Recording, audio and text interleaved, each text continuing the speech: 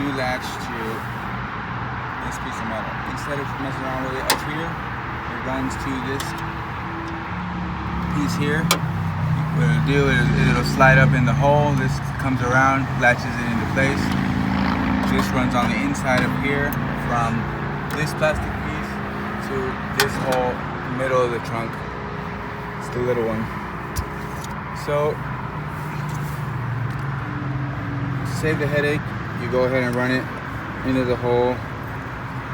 Make sure it's latched down. That way later you can just slip it in and you're good to go.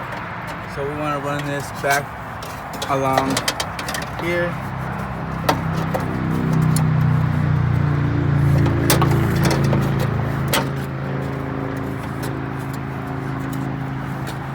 What does it feel like inside there?